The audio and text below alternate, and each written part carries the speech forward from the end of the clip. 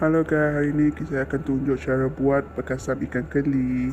Okey, ikan dan daun kepayang kita tos. Lepas tu kita akan sangai beras sampai kekuningan, tak kisah beras apa.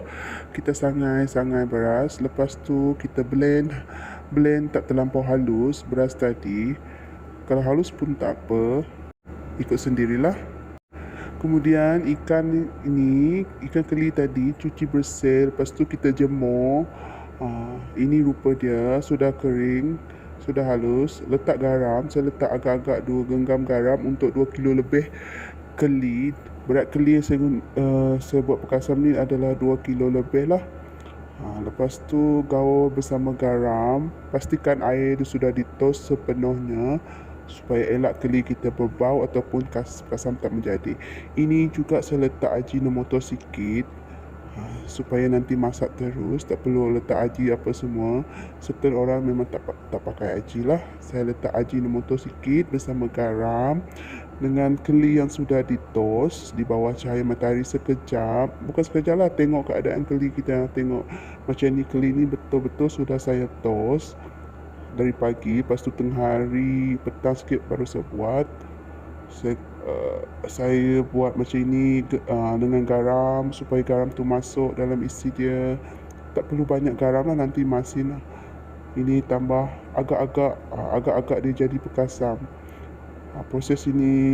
Proses pengeringan itu yang paling penting supaya ikan keli kita tak berbau. Bukan sebab dia tak cukup garam, tetapi kalau ikan kita tu basah, tak cukup ditos, nanti lepas tu kita genggam-genggam macam ni, tak cukup peruk. Tak cukup apa nama ni, tak tahulah macam mana nak sebut. Lupa senang rekod tadi, masa saya jemur saya letak cuka sedikit. Saya letak bersama cuka lah, saya gaul bersama cuka. Lepas tu saya jemur supaya elak lalat satu, dan untuk proses kering ikan tu pun bagus. Kemudian saya guna daun payang, tapi sebenarnya salah, saya kena letak beras dulu.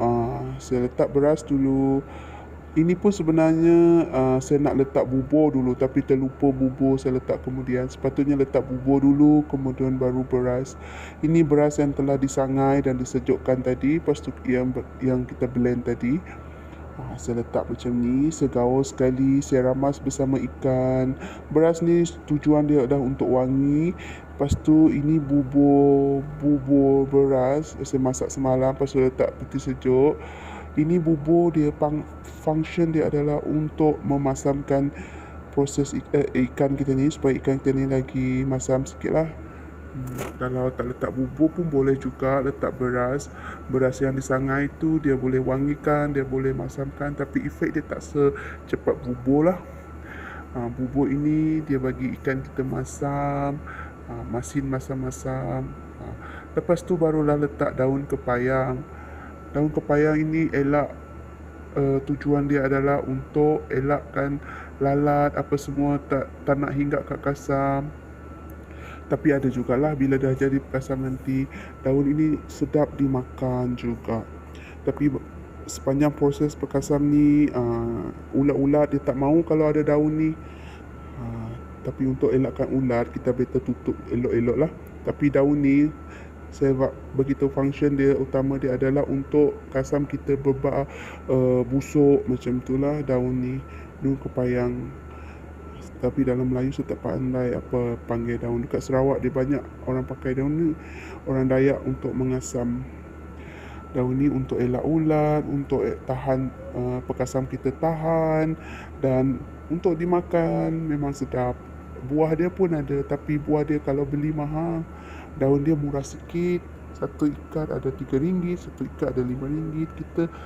Kita gaul sekali lah.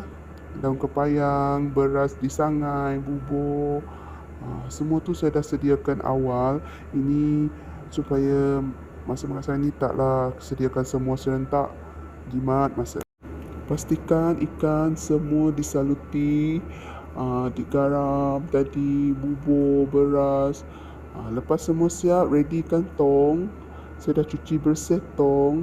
Lepas tu dekat bawah sekali saya letaklah beras yang disangai, letak dekat bawah sekali, sebagai tempat dia lah. Tak, skip cara ni pun boleh juga. Ini tak wajib cara ni, tapi eloklah buat macam ni sebagai tempat dia, alas dia. Kita letak satu-satu perkasan, tak perlu tak perlu lenyek. Kita just letak macam ni. Biar dia proses fermentasi berjalan dengan elok. Tak perlu kita penyet-penyetkan dia lah. Bagus, tapi kalau nak penyet, tekan dia, tekan perlahan-lahan pun boleh. Biarkan macam ni.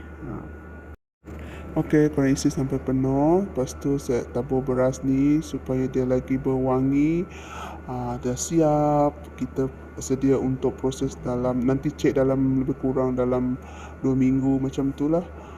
Lepas tu sebelum tutup saya letak plastik tu saya gunting. Ini untuk supaya lalat semua tak mudah masuk lah.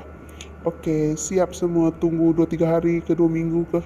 Okey, cek lagi.